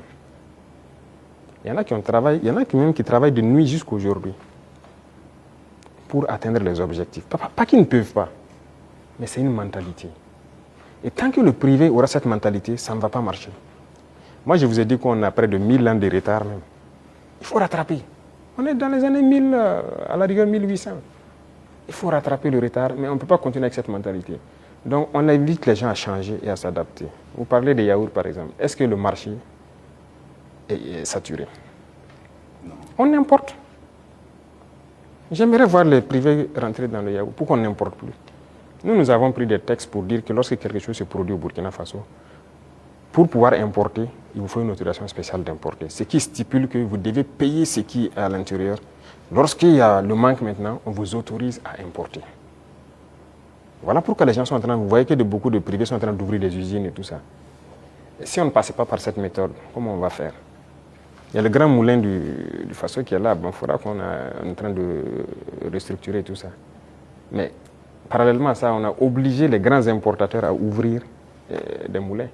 Moi-même, j'ai été inauguré la dernière fois de l'autre côté. C'est l'un des plus grands importateurs. Quand on a dit on va suspendre l'importation, mais il n'était pas content, il a tout ici. On a dit c'est ce qu'on va faire. Soit vous adaptez, ou bien l'État va prendre en compte. Mais ils le font. Mais est-ce qu'on arrive à satisfaire? Il y a la place. On a de la population, on a un grand marché, un marché immense, au Burkina et en Afrique. Mais les gens n'ont qu'à s'adapter, produire. Donc il y aura toujours de la place. Ne pensez pas que forcément on a pris la place du privé, non. Il y a la place. Vous allez ouvrir les façons. Si c'est nécessaire pour réguler, parce qu'il y a cette mentalité de toujours entraîner la spéculation de certaines personnes. Non, c'est dangereux. Dernièrement, vous avez suivi le cas des motos. Malheureusement, c'est quand il y a eu la situation, on s'est rendu compte que ce n'était même pas un marché régulé. Donc rapidement, on a dû voir comment on peut réguler ce marché pour que l'importation soit suivie. Comment quelqu'un part importer des motos et il vous dit qu'il n'a pas de facture d'achat? Puisque le ministère a besoin de la facture d'achat pour voir tout ce que vous avez payé comme douane et quoi, et vous fixez une marge à ne pas dépasser. Il dit qu'ils n'ont pas de facture. Donc il part payer, il vient, il fixe le prix qu'il veut et il revend aux populations. Donc lui, il s'enrichit. Et les autres s'appauvrissent. Et généralement, quand les gens s'enrichissent, qu'est-ce qu'ils font? S'ils buvaient la braquina ici, ils ne boivent plus la braquina, c'est le champagne qu'ils cherchent. C'est l'argent qui sort. S'ils roulaient sur peut-être, je dirais, une petite cylindrée, ils cherchent maintenant une V8. Le carburant qui est subventionné par l'État, c'est ça, c'est l'argent qui sort. Donc il faut qu'on réfléchisse à l'économie. Qu'est-ce qu'on fait? Il ne faut pas laisser sortir des devises. Vous dites que vous voulez la monnaie et vous voulez continuer pour qu'on se comporte comme ça. On ne peut pas se comporter comme ça. Voilà pourquoi l'État est en train de reprendre le contrôle. Si demain, les gens s'entendent, on nous a fait des chantages. Hein. Quand on a essayé de régler un peu à la douane, il y en a qui nous ont dit que si on fait comme ça, il y aura pénurie de riz. J'ai dit, ok, faites la pénurie de riz, vous verrez ce que nous on va faire. Et si demain des gens veulent s'entendre pour faire pénurie de riz, c'est nécessaire que l'État prenne en compte l'importation de riz. On est prêt à tout. Il faut que les gens changent de mentalité. Allez doucement, cherchez votre intérêt aussi petit soit-il, mais permettez aux autres Burkinabés de vivre et de ne pas les appauvrir. Monsieur le Président, on vous a vu à Lumbila auprès des femmes agricultrices, les accompagner, les soutenir. Mais au-delà de ça, qu'est-ce que vous faites pour donner davantage d'opportunités de gagner des revenus aux femmes du Burkina qui alimentent la petite économie dans les quartiers, dans les villages? Oui. Très bien. Et ça, c'est l'un des points les plus importants. Et j'ai dit même au ministère donc de l'action humanitaire qui s'occupe des questions des femmes, de recentrer l'action, au lieu qu'on soit dans l'assistanat, de recentrer l'action sur la création d'emplois et des petites entreprises. Les femmes ont des qualités. Regardez la transformation à petite échelle de nos produits de consommation. Les femmes peuvent le faire très bien. Elles sont beaucoup plus patientes que les hommes. Et elles savent bien faire certaines choses que les hommes.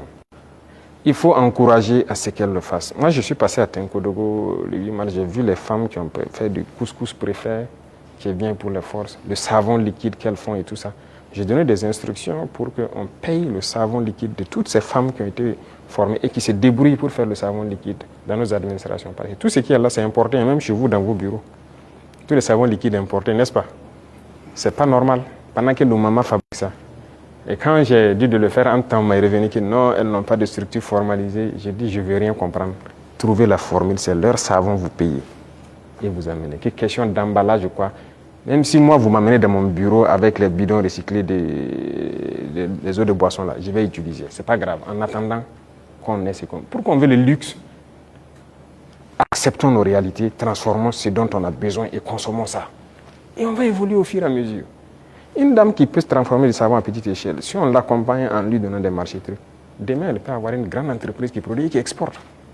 Voilà la mentalité qu'il faut qu'on développe. Et donc, j'ai dit au ministère là, de ne plus être là dans, vous voyez, l'action humanitaire, l'assistanat, non. Il faut recenser le problème des femmes. On a beaucoup de produits qu'on est en train de faire aujourd'hui. On peut transformer, même à petite échelle, et trouver une formule de rassembler. J'ai discuté avec des femmes à Bobo. Il dit, par exemple, les produits oléagineux. Les femmes peuvent produire l'huile brute par coopérative et trouver des gens qui ont un certain niveau, qui mettent une raffinerie en place. Et leur rôle, c'est de payer les huiles brutes et les raffiner pour donner de l'huile parfaite sur le marché. Il faut qu'on aille vers ça. Mais si on s'assoit, bon, je n'ai pas la capacité de faire l'huile et puis la raffinerie coûte cher, tout le monde n'est pas obligé de faire la raffinerie. Mais on peut organiser pour que... Voilà. Donc dans plusieurs domaines, c'est ce qu'on est en train de vouloir développer et permettre aux femmes vraiment de mettre en œuvre tout ce qu'elles savent faire. Donc c'est une politique qui est enclenchée et je crois que vous allez voir les résultats. Ismaël Arabo, Jean-Marie Toé, ce serait donc la dernière question. Merci à vous donc pour vos différentes préoccupations adressées au chef de l'État.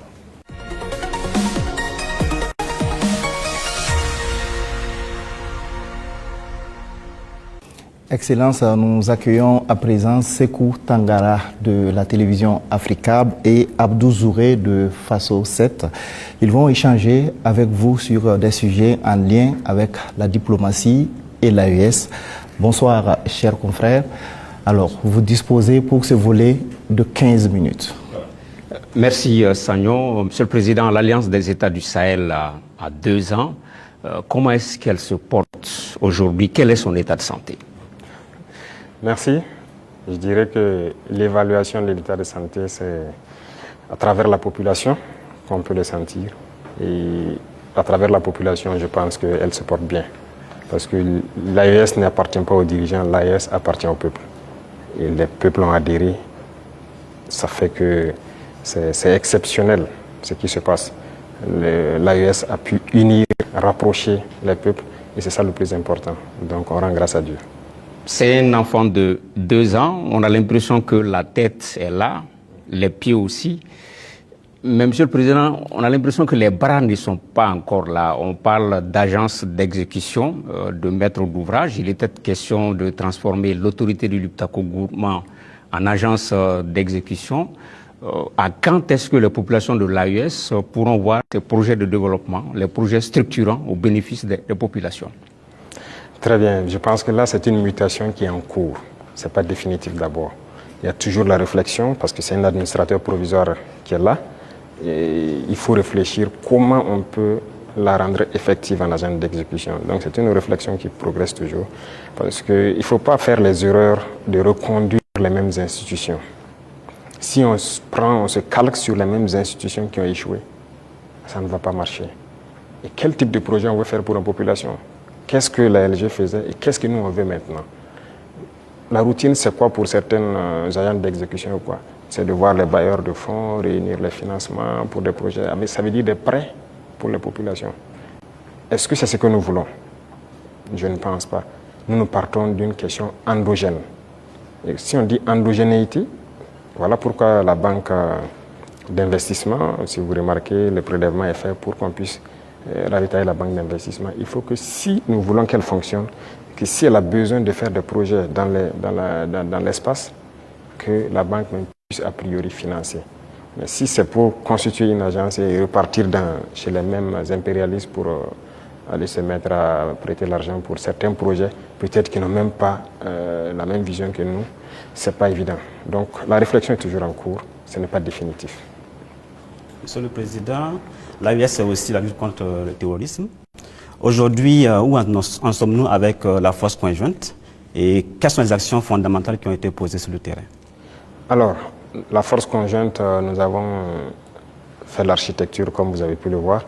Le poste de commandement est installé à Niamey. Et actuellement, il s'agit d'équipement des premières unités. Par exemple, le Burkina Faso, le premier bataillon est prêt. Et les équipements aussi de ce bataillon sont là. Et nous sommes en train de former le deuxième bataillon qui peut-être dans 2 mois comme ça seront prêts. Et chaque pays, le concept est que chaque pays commande les équipements. On a arrêté un format d'équipement que chaque bataillon doit avoir. Donc il faut les commander pour qu'on puisse les armer. Et comme je l'ai dit, jusque-là, on ne fabrique pas certains équipements. On est obligé de commander et vous voyez comment le monde est fou. Tout le monde prépare la guerre. Vous pouvez commander aujourd'hui un équipement, on vous donne 4 mois, 6 mois, 8 mois, souvent même des années. Donc on est obligé de faire avec. Et qui de force conjointe, ça demande une communication importante. Et donc vous comprenez toute la logistique en termes de transmission qu'il y a derrière. Il faut que ce soit parfait. Donc voilà pourquoi on ne précipite pas les choses. Déjà, il y a beaucoup d'opérations qui se mènent de façon conjointe. Donc c'est déjà le début de la force. Peu importe la situation qui se passe entre nous, le Niger ou du côté du Mali, nos forces arrivent à déjà coordonner pour travailler. C'est ça le plus important. Quand on regarde, pour rester sur la force conjointe, quand on regarde la photographie de l'AIS, la Confédération est entourée par des pays avec lesquels souvent il y a des frictions diplomatiques. C'est-à-dire quand on prend le Niger, il y a des frictions avec le Bénin, le Mali, il y a des frictions avec l'Algérie, le Burkina, même si on ne le dit pas, des petites frictions souvent avec la Côte d'Ivoire. Comment transformer justement ces frictions diplomatiques en opportunités opérationnelles pour lutter contre le terrorisme, Monsieur le Président? C'est ce que j'ai dit. Vous voyez, c'est autour de l'AES. Si nous connaissons la menace qu'il y a autour de nous, l'opportunité, la seule opportunité à saisir, c'est de développer des armées très fortes et d'essayer de nous développer.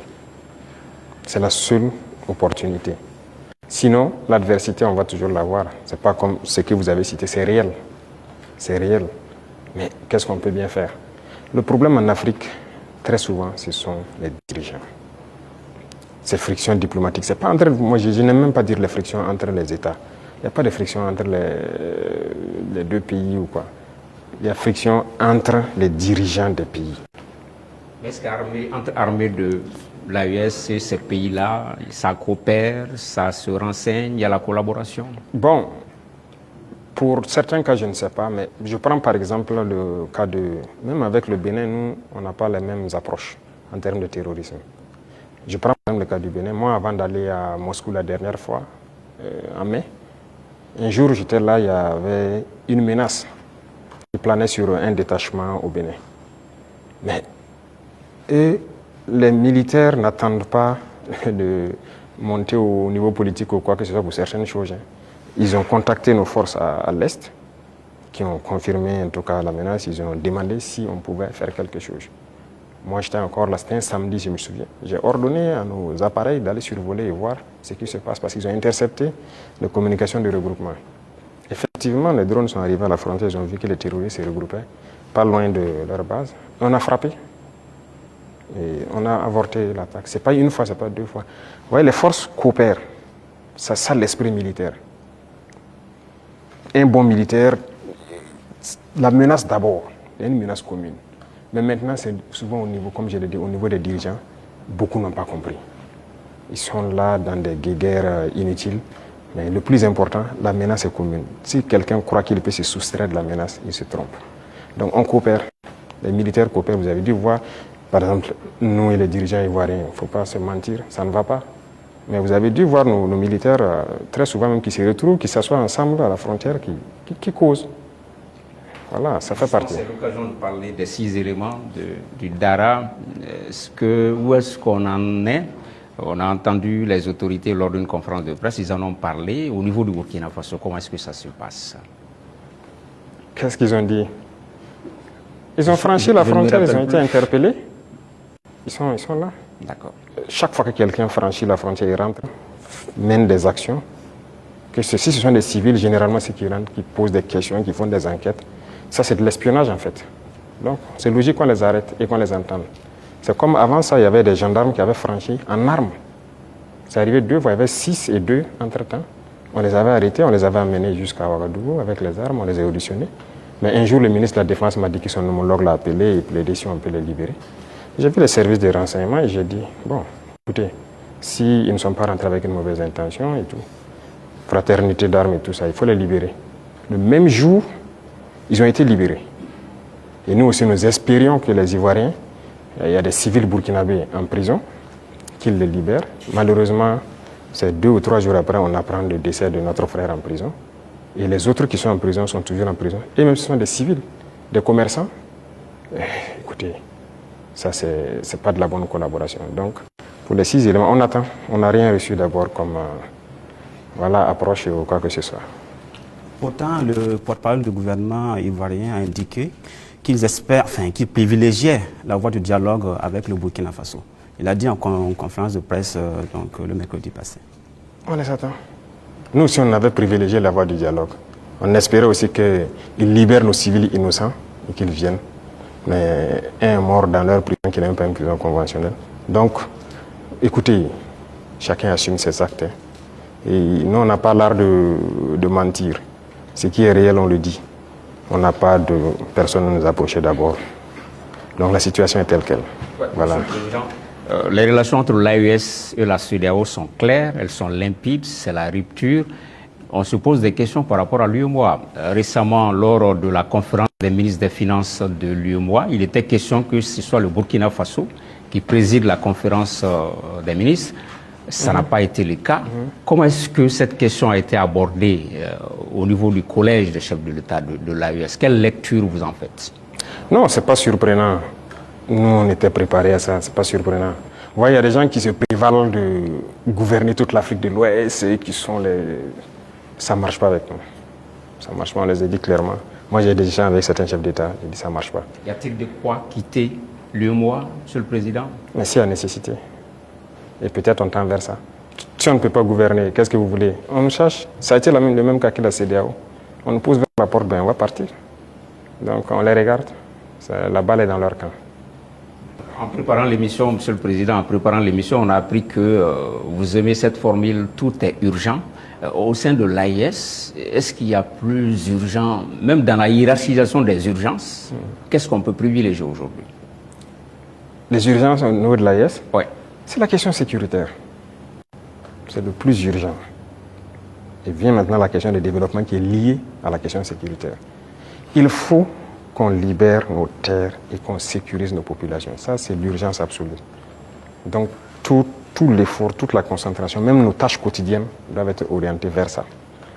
Chaque fois qu'il y a un incident, en tant que chef d'État, on doit être au courant et on doit s'intéresser, on doit trouver des solutions et ainsi de suite. C'est ça qui est le plus important. Et réfléchir constamment, récupérer nos terres, sécuriser, faire en sorte que même dans 100 ans, cette situation n'arrive plus.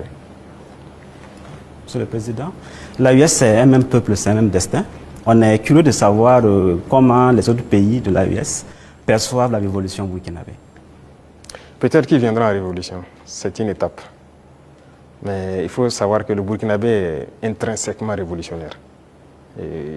C'est le même peuple par la mentalité actuellement qu'on a réussi à inculquer. Mais fondamentalement, vous-même vous êtes Burkinabé, vous savez que non n'est pas facile. Le Burkinabé est intrinsèquement révolutionnaire. Ça fait que la révolution passe plus facilement. Voilà. Même quand on ne faisait pas la révolution, les gens même réclamaient la révolution. Donc les autres, ils vont aussi proclamer sûrement, j'espère. On n'a pas le choix que de faire une révolution. Sinon, tout autre concept ne marchera pas. Voilà, il faut révolutionner. Merci donc à vous pour ces différentes questions relatives donc à la diplomatie et à l'AES.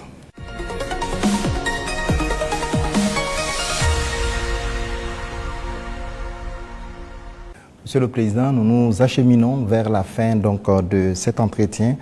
La 5e et dernière rubrique concerne la géopolitique régionale et internationale.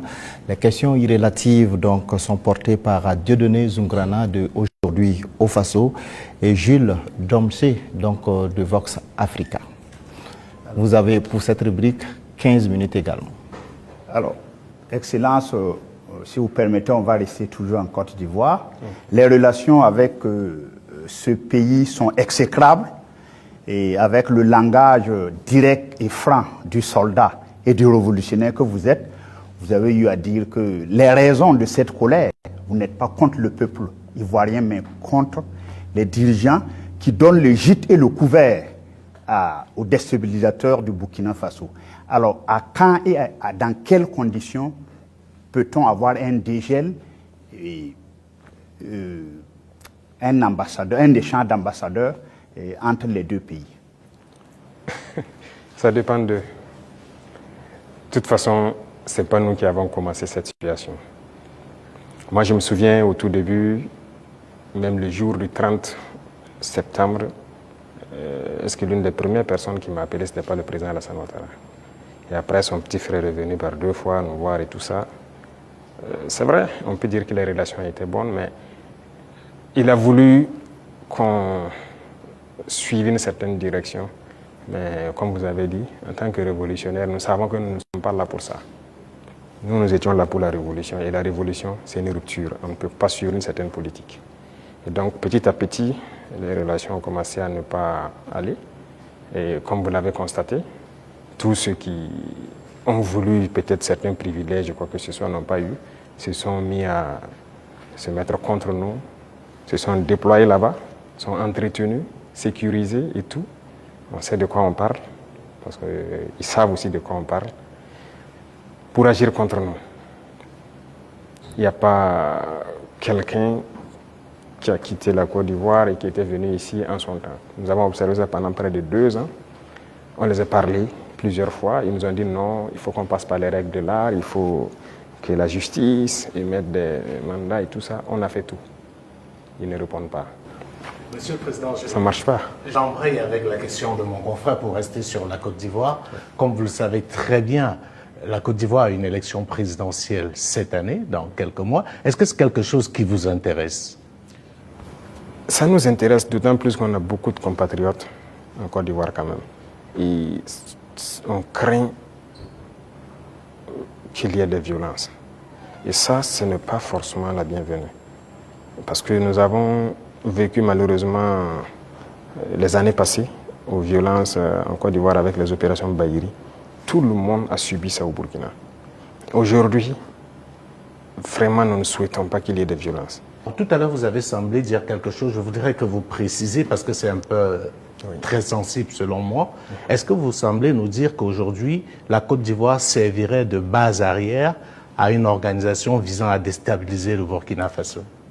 Ça, même plus que ça. Base arrière à une organisation servant à déstabiliser le Burkina. Ils sont là-bas. Les ennemis du Burkina sont clairement là-bas, affichés, protégés. Ils sont payés, ils sont protégés, ils sont bien logés. En plus de ça, il y a la question du terrorisme. Mais non. Le pouvoir flotte avec les terroristes. Il ne faut pas se mentir. Attendez. Croyez-vous vraiment que peut-être l'armée ivoirienne est tellement surpuissante que quand les terroristes les voient seulement, ben écoutez, cela, il ne faut même pas les toucher, quoi que ce soit. Vous croyez à ça? Ils sont tellement plus puissants que les 3 armées de l'AES. C'est faux. Il y a un pacte de non-agression. Et quand il y a un pacte de non-agression, vous devenez une base arrière. Et tout ça, ça m'inquiète justement. Si ce pays, il y a des crises, le pays sera attaqué par les terroristes. Parce que s'ils ne gagnent plus ce qu'ils gagnent, le pays sera attaqué et ce pays va sombrer. C'est un danger. C'est pourquoi j'ai passé le temps à dire au chef d'État, on ne pactise pas avec les terroristes. Voilà. Alors, Monsieur le Président, qu'est-ce que vous répondez à ceux qui disent, bon, la géopolitique quand même avec la Côte d'Ivoire, ce pays voisin, qui abrite la plus grande diaspora burkinabé, alors que, bon, vos contempteurs vous accusent de pratiquer la diplomatie du muscle avec ce pays, au détriment justement de nos Paweto qui sont là-bas. Qu'est-ce que vous leur répondez? Écoutez, qui le dit? Nous sommes burkinabés, c'est ce que nous savons. et nous avons décidé de faire une révolution, on va la faire. Maintenant, celui qui embarque dedans embarque. Nous ne pouvons pas être dans une révolution et vouloir faire un autre modèle de diplomatie. Je vous ai dit la diplomatie mensongère et tout ce qu'il y a. On n'est pas prêt à être dans ce sillon-là. S'il y a quelque chose qui ne va pas, qu'on ait le courage de vous dire ça ne va pas. Il ne faut pas faire de l'hypocrisie. Généralement, les gens devant les micros et tout ça, non, tout va bien, si c'est ça, on est en train de... C'est faux, ça ne va pas bien. Il faut avoir le courage de le dire, il faut qu'on s'asseye, qu'on parle et qu'on se dise la vérité. Mais si les gens ne veulent pas ça, parce que juste dans leur tête, bon, il faut que ces gars-là quittent, parce qu'on ne veut pas de révolution en Afrique de l'Ouest. Ça ne va pas marcher. Donc, chacun se prépare à assumer les conséquences de la situation. Alors, pour sortir de la Côte d'Ivoire, Monsieur le Président, on reste quand même au niveau de l'AES. Vous avez certainement suivi le dernier sondage fait par nos confrères de Jeune Afrique. Et avec des résultats qui peuvent sembler étonnants, les populations des pays francophones sont tous favorables à l'AES. Je dirais, même la Côte d'Ivoire, à 66%, apprécie ce qui se fait au niveau de l'AES. Alors, comment est-ce que vous recevez ce message? Ah bon? Je n'ai même pas pu suivre ça, parce que moi, je ne suis plus ce média. Hein. On est compris, c'était un sondage qu'ils ont commandé. Peut-être qu'ils ne s'attendaient pas à ce résultat, mais le résultat est tel. Ils ont été au Cameroun, ils ont été au Sénégal, ils ont été au Bénin, ils ont été en Côte d'Ivoire. Et là-bas, les populations sont tous favorables à l'AES et apprécient dans leur grande majorité ce qui se fait au niveau de l'AES. C'est logique, je dirais. Les populations ouest-africaines sont la plupart du temps liées. C'est la même famille. C'est le colon qui nous a divisés. Hein. Et quand les gens voient qu'on essaie de s'unir, ça ne fait qu'inspirer, ça ne peut faire que plaisir. Donc moi, ça ne m'étonne pas que ces populations apprécient. Et ce qui m'étonne, c'est le fait qu'ils aient publié. Pourquoi ils ont publié ça? Ça donne bien réfléchir. Pas le choix. Quand vous commandez une enquête, c'est connu. Après, vous êtes obligé de publier les résultats. Bon, peut-être ça. Voilà. Mais il faut faire attention à ces gens parce que... Je suis totalement d'accord avec vous. Voilà, ils sont pas sinon, je suis d'accord, c'est normal, c'est logique. Avec la permission de Dieudonné, je voudrais vous poser une question concernant justement votre relation avec une autre organisation. Qu'est-ce que vous faites encore dans l'Union africaine? Ah, bonne question. Alors, je dirais que notre situation dans l'Union africaine est tellement passive qu'on ne sait pas si on est dans l'Union ou si on n'est pas dans l'Union. On nous a suspendus depuis, personne ne nous parle. C'est vraiment un silence radio. Donc alors, moi je ne sais pas si je suis dans l'Union ou pas.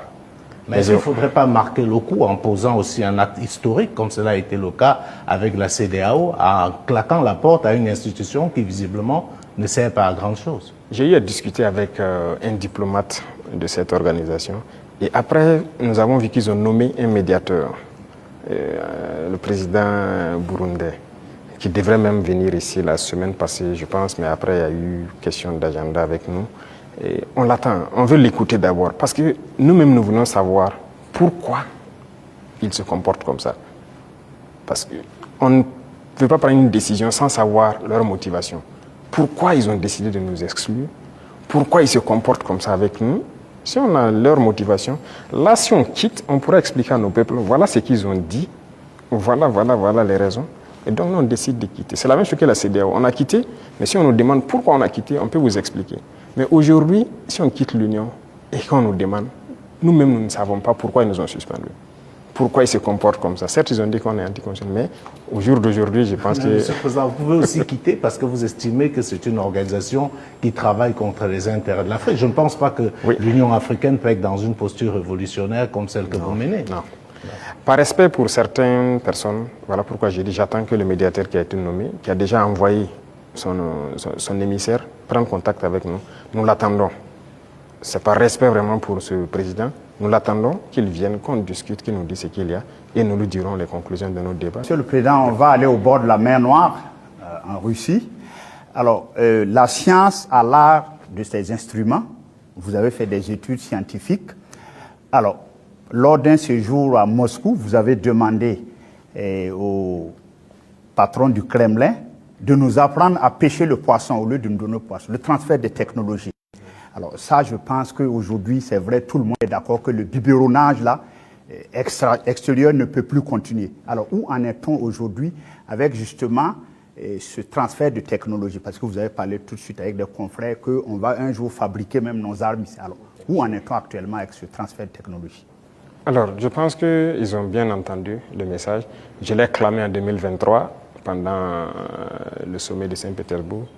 On nous a donné du blé, il ne faut pas qu'on aille encore demander du blé, il faut cultiver. Si on nous donne du poisson, il faut qu'on apprenne à pêcher. Et je pense que les initiatives qu'on est en train de développer, nous avons demandé donc à la Russie d'offrir un certain nombre de bourses d'études à des étudiants burkinabés pour qu'ils aillent apprendre la science. Ils ont accepté. Donc il y a déjà des gens qui sont partis dans certains domaines pointus.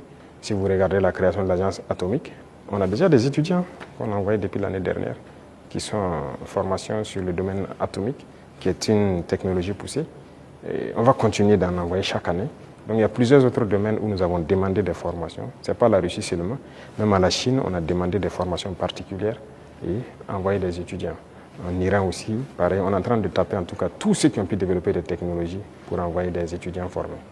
Alors géopolitiquement, bon, le capitaine président Ibrahim Traoré aujourd'hui a mis le Burkina sur orbite comme à l'époque un Sanka. Qu'est-ce que ça vous fait aujourd'hui? Bon, un pays comme le Burkina, bon, certains disent un petit capitaine. Qu'est-ce que ça vous fait géopolitiquement aujourd'hui d'être au pinacle? Écoutez, est-ce que vous avez toujours la tête sur les épaules? On a forcément la tête sur les épaules. C'est une charge.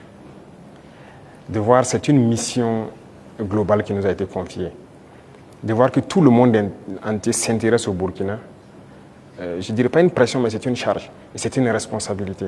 Et on doit de l'assumer avec toute la concentration nécessaire. On n'a pas le droit de faillir. Qu'on le veuille ou pas, nous allons aller dans le sens des peuples. Parce que c'est eux qui ont fait valoir cela. Donc, on l'a vu, le Burkina est vraiment en orbite, comme vous le dites. Et nous travaillons à maintenir le Burkina dans cette posture, à être le pays des hommes intègres, à être le pays modèle, à être le pays qui va quitter cette situation de sous-développement, être dans quelques années un pays très développé, faire un miracle, parce que c'est ce à quoi les gens aspirent. Et aussi pouvoir donner notre part de voix et de tout ce qu'il y a, voilà, pour le bonheur du monde, si je peux dire. Depuis que vous êtes chef d'État, vous voyagez très peu. Oui. Le seul pays en Afrique où vous êtes allé, c'est probablement la Russie, si je ne m'abuse. Et on a vu vos homologues africains aux États-Unis, avec une sorte de photo de classe, avec le président Trump. Et je vous donne un commentaire d'un ami à moi qui me disait « Le capitaine Traoré n'aurait jamais accepté ça ». Est-ce que c'est vrai? Écoutez, moi je voyage peu comme vous l'avez dit. Et je suis parti en Russie 2 fois, mais pour des objectifs bien précis. Il se peut que j'aille vers d'autres partenaires pour des objectifs bien précis. À part ça, je ne compte pas aller faire le tour du monde comme les autres le font. Parce que pour moi, il faut rester concentré, travailler pour son pays. Le président Trump lui-même, il a dit « America first ». C'est l'Amérique d'abord, il travaille pour les intérêts des Américains. Et donc moi, je travaille pour les intérêts des Burkinabés. Si je n'ai pas d'intérêt là-bas, qu'est-ce que je vais aller faire? Alors, l'un des grands sujets géopolitiques actuels, c'est bien sûr le conflit israélo-palestinien. On voit des États prendre de plus en plus position. On a vu des États occidentaux, européens, pour ne pas les nommer, dire qu'ils vont reconnaître, et c'est un signe fort, l'État palestinien. Mais comme d'habitude, l'Afrique est quasiment silencieuse. Elle est dans la position attentiste. Est-ce que vous, du Burkina, vous pouvez donner une position qui permet de comprendre un peu ce que pense l'Afrique par rapport à ce qu'on est en train de vivre aujourd'hui dans la bande de Gaza? Je ne peux pas vous donner une position qui permet de voir ce que pense l'Afrique. Certains Africains ou certains dirigeants africains. Parce que beaucoup de dirigeants africains ont une autre manière de voir les choses. C'est le malheur de l'Afrique, si je peux le dire, on n'est pas unis. On ne voit pas de la même manière. Certains ont peur, certains on les met liés, certains sont là pour les intérêts d'autres personnes.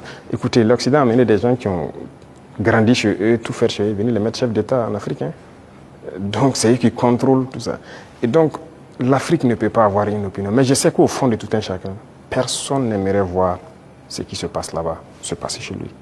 Mais malheureusement, sur le continent africain, il y a une situation pareille. Au Congo, qu'est-ce qu'on fait même pour le Congo? En République démocratique du Congo. Ça fait combien de millions de morts? Depuis combien de temps? Nous-mêmes, nous sommes en guerre. Est-ce que vous avez vu des pays africains même porter la voix pour le Burkina depuis les 10 années passées? C'est rare. C'est rare. Donc, l'Africain a ce problème-là. Pendant que quand vous voyez en Europe, ils ont un problème. Tout le monde est uni, les gens arrivent à rapidement trouver des solutions. Les États-Unis, c'est pareil. Mais l'Afrique a ce problème. Vous voyez, ça fait 10 ans que nous on se bat. Vous n'avez pas entendu quelqu'un porter la voix du Burkina au niveau des institutions internationales, de quoi que ce soit, ni le Mali, ni le Niger. Nos populations meurent, ce n'est pas leur problème. Congo, ça meurt, ce n'est pas notre problème. La dernière fois, j'ai essayé dans une de mes paroles d'essayer de parler pour que...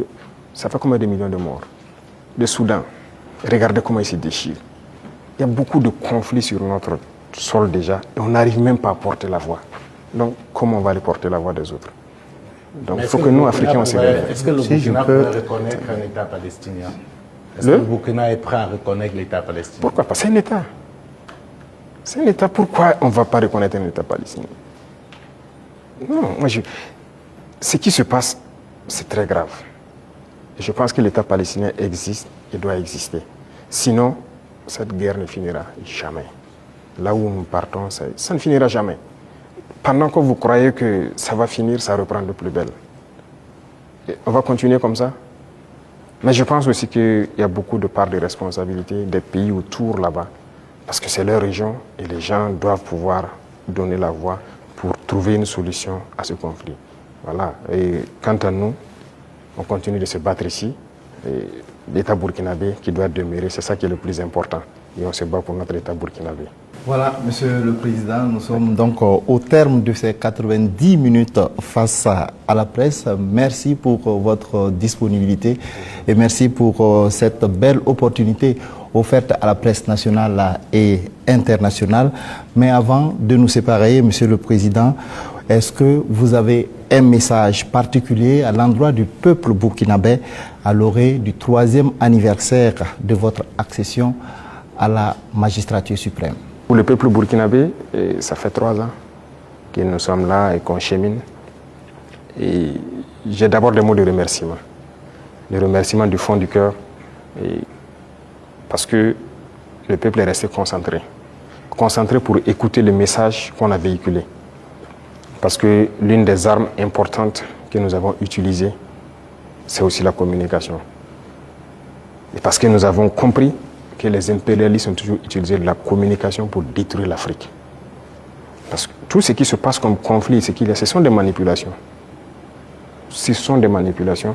Regardez, je prends encore le cas du Soudan. 2 groupes sont manipulés par des puissances.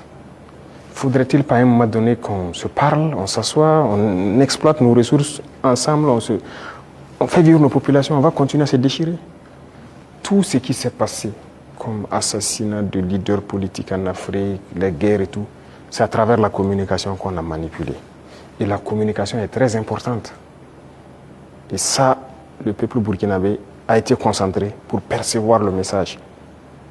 Et nous continuerons de communiquer pour les faire comprendre ce que nous faisons et vers où nous partons. Ça, c'est le plus important. Deuxième chose, je remercie Dieu aussi, qui a permis à ce que nous puissions, en tout cas malgré la guerre, poser des actes et communiquer sur ces actes pour que le peuple comprenne qu'un lendemain meilleur est possible. L'espoir est permis.